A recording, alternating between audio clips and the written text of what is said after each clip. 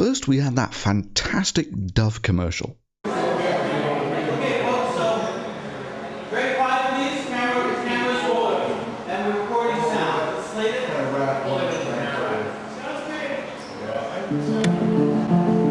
Then we had Ban Bossy. This is Ban Bossy. Take one. Push it. And now following closely in its footsteps, we have Like a Girl. The formula is pretty generic. You want to give it this behind-the-scenes feel to make it seem less staged and more authentic. You know, trustworthy. I don't know, maybe get a clackerboard in there or something. Or have the girl sitting down while someone says that you're recording audio. Despite the fact that that's the only audio used in the entire video, which, by the way, cost about $130,000 to make. And then take a point that everyone can agree with, you know, like say, for instance, that women on magazine covers are photoshopped. And then just hope no one spots that the title is product placement. I mean, I just kind of scratch my head at this one. Are these people really getting upset about people using Photoshop to make themselves seem more beautiful than they actually are, when the very product that they are trying to sell you is meant to make you appear more beautiful than you actually are? You know, appearance-enhancing cosmetics. I mean, to be honest, if you don't find this being transformed into this a problem, then why do you really care about the Photoshopping? And that, of course, is just ignoring the fact that the whole thing was just a Unilever marketing campaign timed to coincide with the expansion of Dove brand artificial appearance-enhancing cosmetic soaps and cleansers. Sorry, no, nothing to do with that at all. It was just about how much Dove brand cosmetics agrees with you about just how wrong it is for other women to try to be more beautiful than they actually are. Of course not, America. The freedom to exploit your patriotism to sell you beer is exactly the kind of freedom your founding fathers fought for. And by selling you beer, we're just protecting your freedom to buy more of our beer. Now we have another corporation with an entirely philanthropically motivated message. This time they want young, confused girls about the time that they get their first period to know that a sanitary towel manufacturer knows and understands their problems. And it's got nothing to do with all that hormonal shit that kicks off in a woman's body about this time. Now, it's all down to people saying throw like a girl.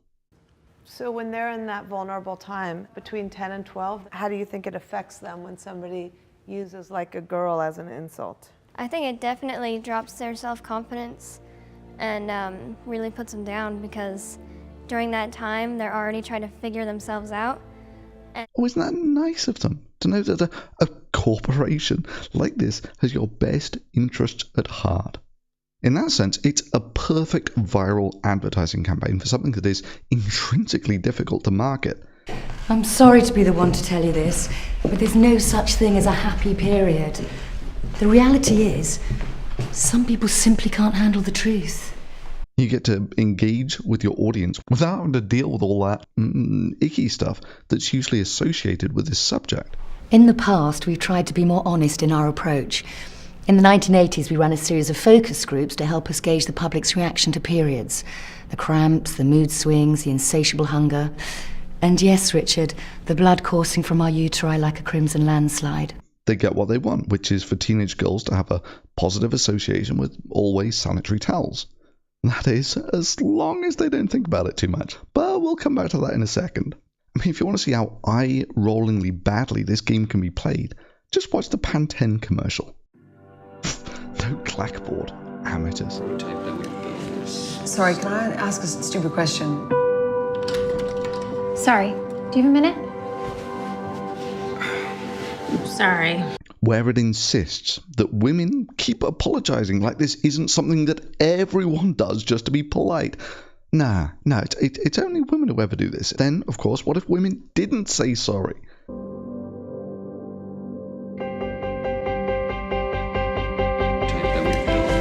I have a question. Why don't we go back to the original thing that we did? Morning. Got a minute? Yes, Pantene wants you to be one of those people who never says sorry. Because if we wanted to be constantly misunderstood, we'd try and talk to a deaf person. Hey, Taylor, we think you might actually be a bitch. In real life. Yeah, that was... You should have all been aborted. Whoa.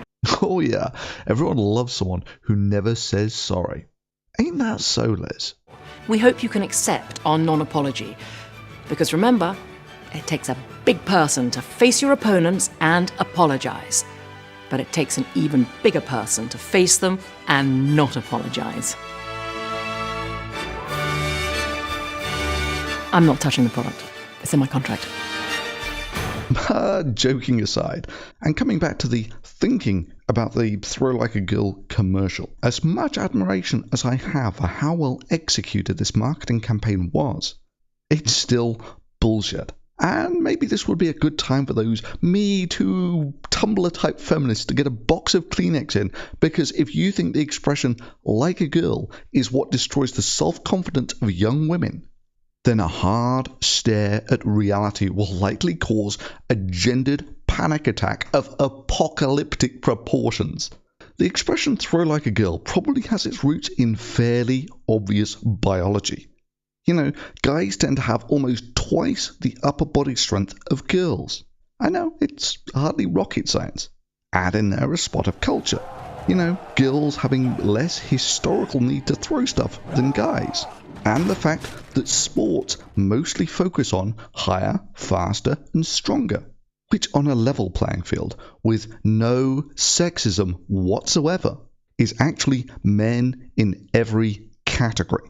And you would need a very special class of feminist idiot to say otherwise. The belief that women are somehow a naturally weaker gender is a deeply ingrained socially constructed myth, which of course is completely false. Oh, I know. Let me taste those sweet, juicy social justice warrior tears. Let me just say that again. On a level playing field, with no glass ceiling, and absolutely no sexual discrimination, men are faster, stronger, and better throwers. Yeah, that's not sexism you're looking at.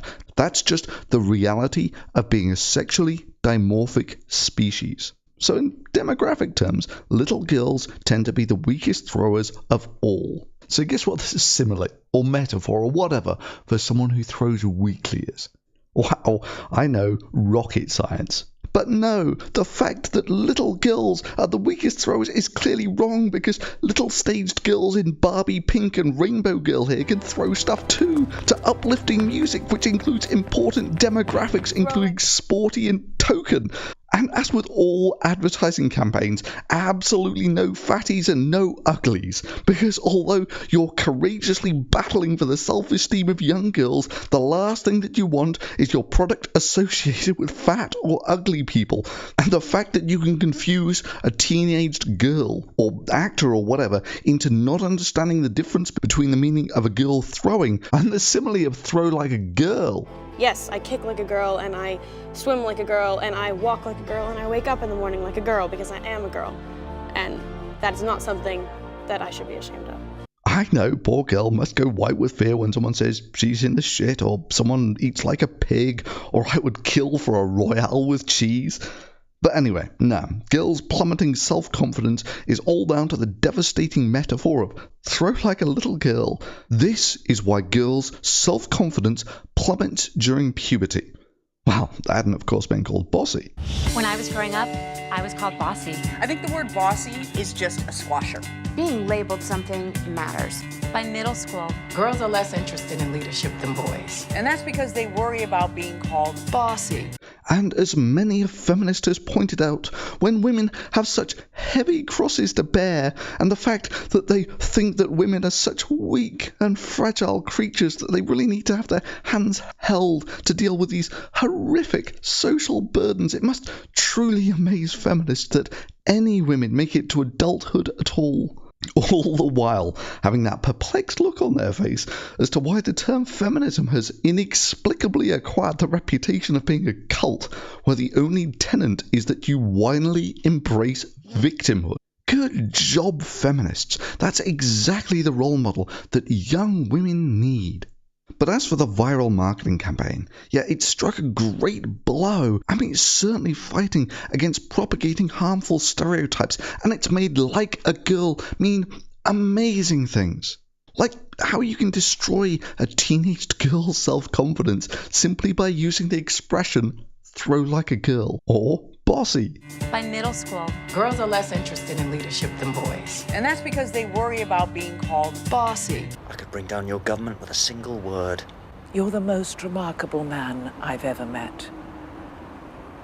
But I don't think you're quite capable of that. Bossy. I don't think so. Bossy. Stop it. Bossy. What did he say? Throw like a little girl. What was that? What did he say? What did you say, Doctor?